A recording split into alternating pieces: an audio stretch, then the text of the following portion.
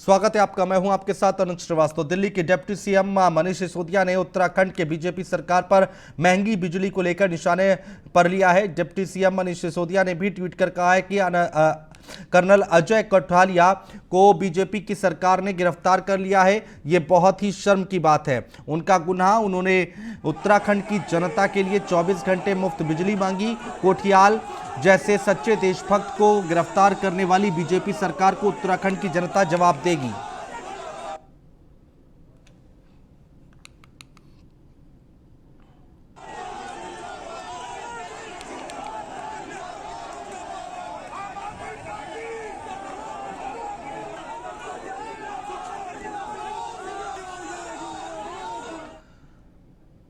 आम आदमी पार्टी के मुख्य प्रवक्ता भारद्वाज ने कहा है कि हरियाणा से दिल्ली आने वाले पानी को हरियाणा सरकार ने जानबूझकर रोका हुआ है। उन्होंने आरोप लगाया कि हरियाणा से आने वाले पानी को वहां की बीजेपी सरकार ने जानबूझकर राजनीतिक कारणों से रोका हुआ है।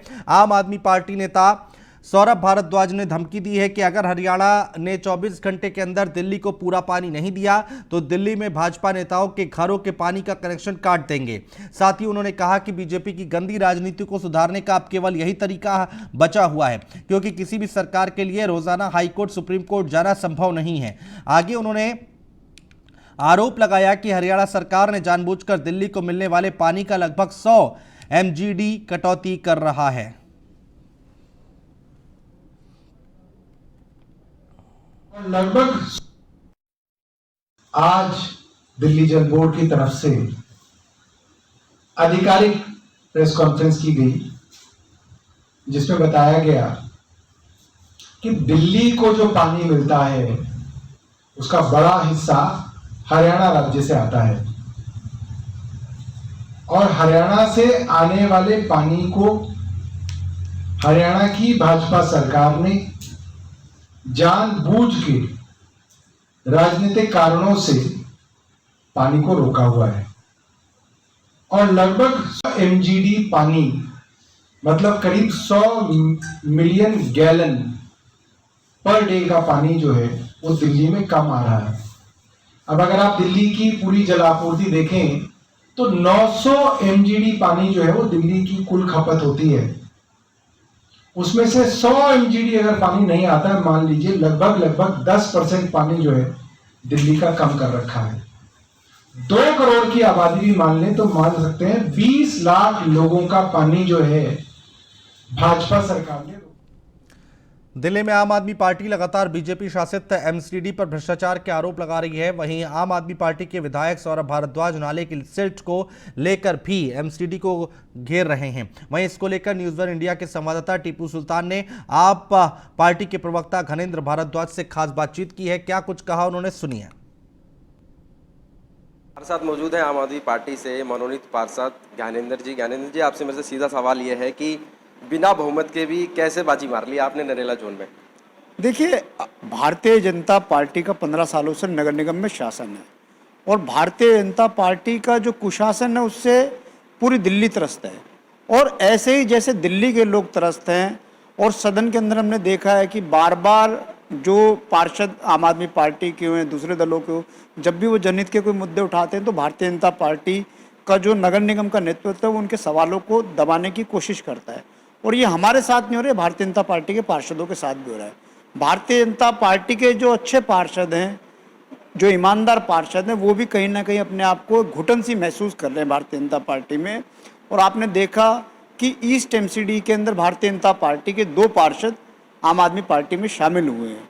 उनका कारण ये है कि वो लोग भी, जब उनसे बात करी, जब वो लोग पार्टी में आए तो उन्होंने बताया कि भारतीय जनता पार्टी में जो लोग भी जनहित की बात करते हैं, जो लोग भी ईमानदार और स्वच्छ राजनीति की बात करते हैं, उन पार्षदों के आवाज़ को दबाया जाता है। कहीं ना कहीं ये घुटन जो थी नरेला जोन में भी देखने को मिली कि भारतीय जनता पार्टी के पार्षदों को जिस तरीके से पिछले काफ़ी सालों से उनकी आवाज़ को दबाया जाता है, जनहित के मुद्दे जब वो सदन में या हाउस में या जोन में उठाना चाहते थे उन लोगों को रोका जाता था। तो कहीं ना कहीं वो घुटन महसूस कर रहे थे और आज उनके पास मौका आया भारतीय जनता पार्टी को शिकस्त देने का, तो उन लोगों ने शिकस्त दी है।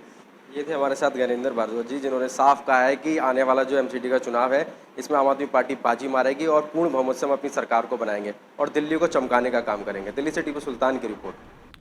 और पूर्वी दिल्ली नगर निगम में फैले भ्रष्टाचार के रोकथाम को लेकर पूर्वी दिल्ली नगर निगम को नवनिर्वाचित मेयर श्याम सुंदर अग्रवाल ने पहल की है। भ्रष्टाचार के रोकथाम को लेकर उन्होंने एक मोबाइल नंबर 8720213727 जारी किया है, जिसमें लोगों की शिकायत सुनेंगे और उनका समाधान भी कराएंगे। इसके साथ ही श्याम सुंदर अग्रवाल ने मेयर ऑफिस के बाहर शिकायत पेटी भी लगाई है, जिसके तहत लिखित शिकायत की भी जा सकती है।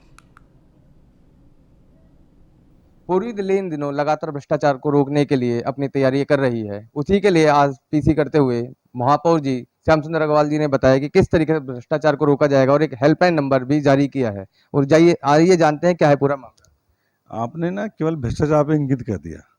हमने ये कहा है किसी भी तरह की समस्या होगी, चाहे वो सफाई समस्या हो, चाहे कोई छोटी मोटी नाली वाली टूटी हुई हो उसकी समस्या हो, या कोई अधिकारी आपसे पैसे मांगता है, कोई भी समस्या होगी हम इस पर सुनेंगे, उसमें संज्ञान लेंगे।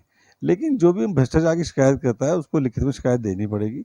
और जो भी कर्मचारी वहाँ पे जाता है, आपके पैसे मांगने जाता है या पैसे मांगता है, आप उसका आई कार्ड पहले मांगिए। आपको बता देना चाहता हूँ कि 3 दिन पहले 3 कर्मचारी पकड़े गए जो अपने आप को पूर्वी दिल्ली नगर निगम का कर्मचारी बताते थे, पैसे वसूलते थे, पुलिस ने पकड़ा, उनको जेल भेज दिया गया है। हम लोग पब्लिक के साथ है, पूर्वी दिल्ली की जनता के साथ है, साथ रहेंगे।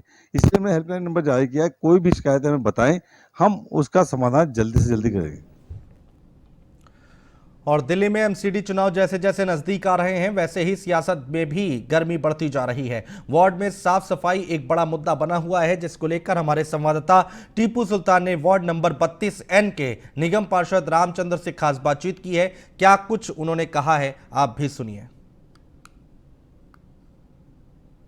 हमारे साथ मौजूद हैं निगम पार्षद रामचंद्र जी, जो अभी हाल ही में जो चुनाव हुए थे इन्होंने पूर्ण बहुमत से विजय हासिल करी थी। अब इनसे जानने की कोशिश करते हैं कि जो इलाके में चैलेंज है साफ सफाई को लेकर के, वो किस तरीके से सामने नजर आ रहे हैं। माननीय चेयरमैन साहब के सहयोग से जो भी समय रहा एमसीडी में, हम सब लोग ईमानदारी से काम करेंगे और बढ़िया तरह से साफ सुंदर काम करके दिखाएंगे। ये हमने सबने संकल्प लिया है।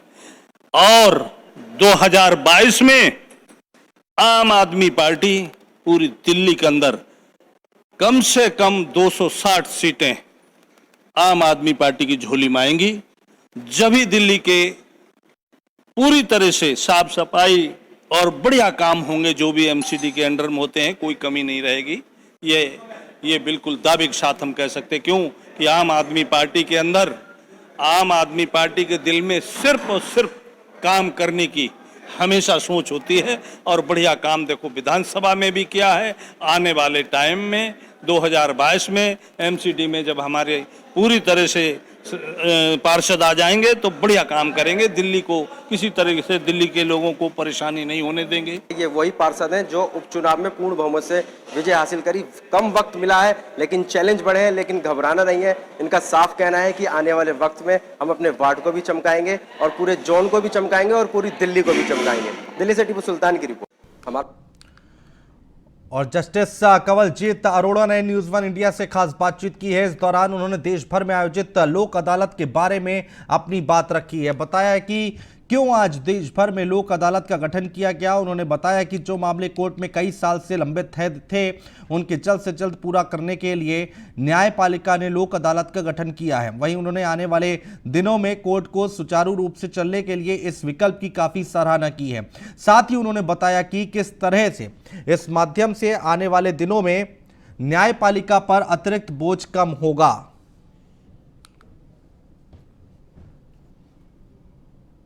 देखिए, हमारा ये जो लीगल सर्विस अथॉरिटी है, Delhi state legal service authority, ये एक एक्ट है, स्टैट्यूटरी बॉडी है हमारी, जिसको लीगल सर्विस अथॉरिटी एक्ट बोलते हैं। और हमारी एक एपेक्स बॉडी है नालसा, जो नेशनल लेवल पे काम करती है। आज की जो लोक अदालत है उसका गठन नालसा ने हमें जो डेट्स, साल में 4 लोक अदालत की जाती हैं जिनको हम नेशनल लोक अदालत कहते हैं, आज ये वही लोक अदालत है। और ना सिर्फ ये दिल्ली में बल्कि पूरे देश की सारी जिला अदालतों में, सारी हाई कोर्ट्स में, सारे ट्राइब्यूनल्स में ये आयोजित की जा रही है। और जहाँ तक लोक अदालतों की बात है, उनकी इम्पोर्टेंस की, उनकी महत्वता की बात है, तो डेफिनेटली ये काफ़ी महत्वपूर्ण है। और राजधानी दिल्ली में पेट्रोल डीजल की कीमतों में इजाफे के कारण देश में जरूरी चीजों के दाम बढ़ते जा रहे हैं। वहीं अब मदर डेयरी ने दिल्ली, एनसीआर और अन्य शहरों में दूध की कीमतों में 2 रुपए का इजाफा किया है। नया रेट कल से लागू होगा। इससे पहले कंपनी ने दिसंबर 2019 में आखिरी बार दूध की कीमतों को बढ़ाया था। वहीं मदर डेयरी पर 2 रुपए बढ़ने के बाद दिल्ली की जनता से न्यूज 1 इंडिया के संवाददाता टीपू सुल्तान ने खास बातचीत की है। क्या कुछ लोगों का कहना है, सुनिए। जहां एक तरफ लोग कोरोना महामारी से प्रभावित हो रहे हैं, वहीं दूसरी तरफ जो महंगाई की जो मार है वो भी उनका पीछा नहीं छोड़ रही है। अब मैं आपको बता दूं कि आज जो है कि 2 रुपए मदर डेयरी ने दूध पे बढ़ा दिए हैं। लोगों से बात करने की कोशिश करेंगे कि किस तरीके से इस 2 रुपए जो दूध पे जो बढ़े हैं, किस तरीके से इनको प्रभाव पड़ेगा इनके रोजमर्रा की लाइफ पर। जी, मैं आपसे पता करना चाहता हूँ कि ये जो 2 रुपए जो दूध पे बढ़े हैं, तो किस तरीके से आपकी रसोई पे क्या प्रभाव पड़ने वाला है? ये सरकार जो है समझ में नहीं आ रहा है। कोरोना काल में वैसे ग्रस्त हैं लोग, कभी पेट्रोल पे दाम बढ़ा देते हैं, कभी दूध पे दाम बढ़ा देते हैं। पता नहीं क्या चाहती है सरकार। अब बताइए, पहले पेट्रोल के दाम बढ़ने से प्रभाव पड़ रहा था, अब दूध पे रेट बढ़ा दिए तो अब घर में प्रभाव पड़ेगा। लोगों का कहीं ना कहीं साफ कहना है कि रोज कुछ ना कुछ महंगाई में कुछ ना कुछ इजाफा हो ही रहा है। कभी पेट्रोल, कभी डीजल, कभी गैस सिलेंडर। अभी हमारे साथ एक लड़की भी है। मैं आपसे ये जानना चाहता हूँ कि जैसे आप कहीं ना कहीं घर की रसोई भी संभालती होंगी, तो जिस तरीके से रसोई का जो सिस्टम था वो पूरा चरमरा रहा है, हिल रहा है। कभी गैस पे दाम बढ़ रहे हैं, कभी सब्जी महंगी हो रही है, अब 2 रुपए दूध पे भी बढ़ गए। तो आपको क्या लगता है? ये तो सरकार को गलत कर रही है, क्योंकि कोरोना काल में जहाँ सस्ता करना चाहिए वहाँ पे महंगा किया जा रहा है। सब्जी से लेकर दूध, फिर हर एक चीज़ पे दाम बढ़ाते जा रहे हैं। पेट्रोल, सब्जी, हर किसी चीज़ पे रसोई चलाना बहुत मुश्किल हो गया आज के टाइम पे। और ऊपर से जो फैमिली गरीब परिवार है उनके लिए तो और ज़्यादा मुसीबत है। को चलाना एक बहुत बड़ा मुश्किल काम हो जाएगा। और जिस तरीके से दूध के रेट बढ़ रहे हैं, इसी तरीके अगर सभी तरीके से महंगाई बढ़े, पेट्रोल पे डीजल के रेट बढ़ रहे हैं, गैस के रेट बढ़ रहे हैं, अगर इस तरीके से अगर महंगाई आसमान को छूती चली जाएगी तो परिवार का जो बजट है, जो घर का जो बजट है, वो तो हिलेगा ही हिलेगा। इसके साथ साथ जो पूरे देश का बजट है वो भी हिलेगा। दिल्ली से टीपू सुल्तान की रिपोर्ट। दिल्ली पुलिस की स्पेशल सेल को मिली सफलता। करोड़ों के ड्रग्स के साथ बड़े रैकेट का भंडाफोड़ किया है। 2,500 करोड़ की 350 किलो हेरोइन जब्त की गई है। मौके से टीम ने 4 आरोपियों को गिरफ्तार किया है। आरोपियों में 3 हरियाणा से किए गए गिरफ्तार, 1 आरोपी को दिल्ली से किया गया गिरफ्तार। गिरफ्तार किए गए आरोपियों से टीम पूछताछ कर रही है। राष्ट्रीय राजधानी में दिल्ली पुलिस ने अंतर्राष्ट्रीय ड्रग रैकेट का भंडाफोड़ किया है। आरोपियों से रिकॉर्ड मात्रा में 354 किलोग्राम हेरोइन जब्त की गई है। अंतर्राष्ट्रीय बाजार में जब्त किए गए हेरोइन की अनुमानित कीमत 2,500 करोड़ रुपए से ज्यादा बताई जा रही है। इसके साथ ही हेरोइन तैयार करने में इस्तेमाल किए जाने वाला लगभग 100 किलोग्राम रसायन भी बरामद हुआ है। हेरोइन ड्रग सप्लाई के लिए उपयोग की जा रही 2 कार और 1 स्कूटी भी जब्त की गई है। पुलिस इस मामले में नार्को टेररिज्म के एंगल से भी जांच कर रही है।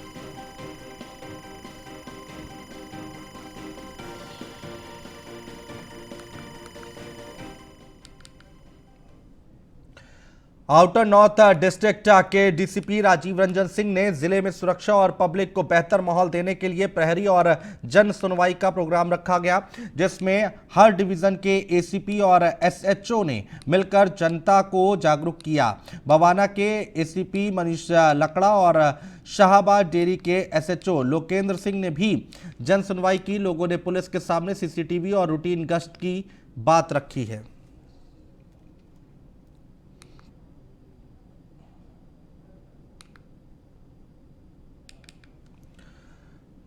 दिल्ली पुलिस कमिश्नर बालाजी श्रीवास्तव ने दिल्ली के सभी एसीपी को आदेश दिया है कि सप्ताह में 1 दिन जनता दरबार लगाया जाए। इसी कड़ी में दिल्ली के सदर बाजार थाना के एसीपी नीरज कुमार ने इसकी शुरुआत की है। थाना सदर बाजार में पुलिस के साथ जुड़े एमसीडी के पूर्व मेयर जयप्रकाश एसीपी और पूर्व मेयर ने मिलकर जनता की समस्याओं को सुना और उनको दूर करने की कोशिश की है। साथ ही उन्होंने कहा है कि हर शनिवार को जनता दरबार लगाया जाएगा और लोगों की समस्याओं को दूर करने की कोशिश की जाएगी।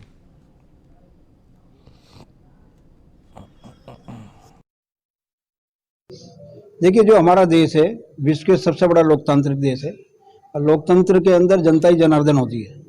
तो जनता के लिए दरबार लगाना, जनता के लिए उनकी बातों को सुनना, उनकी समस्याओं का समाधान निकालना और उनसे संवाद बनाकर रखना। जितनी उनसे कनेक्टिविटी रहेगी, जुड़ के रहेंगे, उतना ही उनको आसानी रहेगी। आज देश के माननीय प्रधानमंत्री मोदी जी के नेतृत्व में जिस प्रकार से देश काम कर रहा है और हम आगे बढ़ रहे हैं, उसमें इस प्रकार के कार्यक्रम बड़े महत्वपूर्ण हैं, जिसकी आज शुरुआत की गई है। आज का दिन बहुत ही महत्वपूर्ण दिन है और ये दिन और ये सपना हमारे जो नए परिवार के मुखिया हैं, पुलिस कमिश्नर साहब दिल्ली के श्री बालाजी श्रीवास्तव साहब ने ज्वाइन करने के बाद पहला जो आदेश दिया उन्होंने कि हर एसीपी जो है हर वीक में सैटरडे के दिन अपने अपने सब डिवीज़न में बैठ करके जन संवाद करेंगे, लोगों की समस्याओं को सुनेंगे और उनको घर पे जा करके हमारे बीट स्टाफ, डिवीजन स्टाफ और एसएचओ मिल करके पूरी टीम के साथ उनके समस्या का निदान। और बाहरी दिल्ली के नरेला थाना पुलिस को बड़ी कामयाबी हाथ लगी है। पुलिस ने एक गुप्त सूचना के आधार पर श्रीराम कॉलोनी से एक अभियुक्त को देसी तमंचे के साथ पकड़ा है। पकड़े गए युवक का नाम अश्वनी उर्फ आशु बताया जा रहा है, जो कि हरियाणा के सोनीपत जिले का रहने वाला है। पुलिस के मुताबिक अश्वनी के ऊपर 2 दर्जन से ज्यादा मुकदमे हरियाणा और दिल्ली में दर्ज हैं। फिलहाल पुलिस आगे की कार्रवाई में जुट गई है।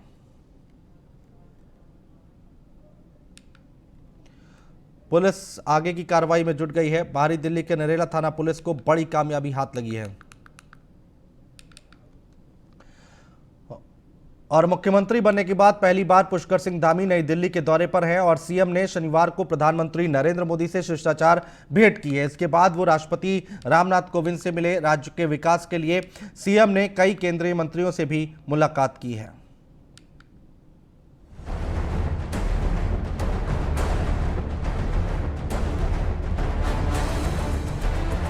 उत्तराखंड के मुख्यमंत्री पुष्कर सिंह धामी दिल्ली दौरे पर हैं। सीएम बनने के बाद पहली बार दिल्ली पहुंचे धामी ने राष्ट्रपति रामनाथ कोविंद से शिष्टाचार मुलाकात की और उन्हें स्मृति चिन्ह भेंट किया। मुख्यमंत्री पुष्कर सिंह धामी ने प्रधानमंत्री नरेंद्र मोदी से भी मुलाकात की। दोनों नेताओं के बीच करीब 1 घंटा 15 मिनट की बातचीत हुई। इस दौरान सीएम धामी ने उत्तराखंड में विकास की योजनाओं की प्रगति, कोरोना की संभावित तीसरी लहर की तैयारी, 4 धाम और कांवड़ यात्रा के विषय पर चर्चा करते हुए उत्तराखंड में विकास कार्यों के लिए आभार जताया। प्रधानमंत्री मोदी ने उत्तराखंड के विकास के लिए हर संभव मदद का भरोसा मुख्यमंत्री धामी को दिया है। आज मैं प्रधानमंत्री जी से और राष्ट्रपति जी से, केंद्रीय गृह मंत्री जी से, नड्डा जी से और हमारे जो केंद्रीय नेता हैं उनका मार्गदर्शन लेने के लिए आया हूँ, शिष्टाचार भेंट करने आया हूँ और निश्चित रूप से हम अच्छा उत्तराखंड बनाएंगे। मुख्यमंत्री पुष्कर सिंह धामी ने केंद्रीय गृह मंत्री अमित शाह से भी मुलाकात की। इस मुलाकात के दौरान सीएम ने गृह मंत्री अमित शाह से नीति घाटी और नेलांग घाटी को इनर लाइन प्रतिबंध से हटाने का अनुरोध किया। इसके अलावा मुख्यमंत्री ने केंद्रीय गृह मंत्री अमित शाह से उत्तराखंड के लिए 2 एयर एम्बुलेंस और गैरसैंण में आपदा प्रबंधन शोध संस्थान की स्थापना करने का भी अनुरोध किया। मुख्यमंत्री ने केंद्रीय मंत्री हरदीप सिंह पुरी से मुलाकात की और स्वच्छ भारत मिशन 2 के अंतर्गत ठोस अपशिष्ट प्रबंधन परियोजनाओं के लिए उत्तराखंड राज्य के बजट आवंटन को 89 करोड़ रुपए से बढ़ाते हुए 150 करोड़ रुपए करने का अनुरोध किया। मुख्यमंत्री ने राज्य के 7 नगर निकायों के 8 लीगेसी वेस्ट पुराने डंप साइट के प्रसंस्करण और निस्तारण योजनाओं के लिए अवशेष केंद्रांश धनराशि अवमुक्त करने का आग्रह किया। मुख्यमंत्री पुष्कर सिंह धामी ने रक्षा मंत्री राजनाथ सिंह से भी शिष्टाचार भेंट की और उन्हें जन्मदिन की बधाई दी। साथ ही सीएम ने उनके स्वस्थ जीवन और दीर्घायु होने की कामना की। दिल्ली में सीएम पुष्कर सिंह धामी केंद्रीय भारी उद्योग मंत्री महेंद्र नाथ पांडे से भी मिले। इस दौरान मुख्यमंत्री ने केंद्रीय मंत्री से क्षेत्रीय संपर्क योजना के अंतर्गत हरिद्वार से हेलीकॉप्टर के माध्यम से हवाई सेवाएं प्रदान किए जाने हेतु हेलीपोर्ट बनाए जाने के लिए भारत हेवी इलेक्ट्रिकल लिमिटेड की भूमि राज्य सरकार को फ्री उपलब्ध कराने का अनुरोध किया। मुख्यमंत्री ने कहा कि हरिद्वार धार्मिक आस्था का केंद्र बिंदु होने के कारण प्रति वर्ष लाखों की संख्या में तीर्थयात्री और सैलानी आते हैं। क्षेत्रीय संपर्क योजना के अंतर्गत हरिद्वार से हेलीकॉप्टर के माध्यम से हवाई सेवाएं प्रदान किए जाने हेतु हेलीपोर्ट बनाए जाने के लिए भी भेल की भूमि की आवश्यकता है। Bureau report, news 1 India. और फिलहाल हमारे इस बुलेटिन में इतना ही। नमस्कार।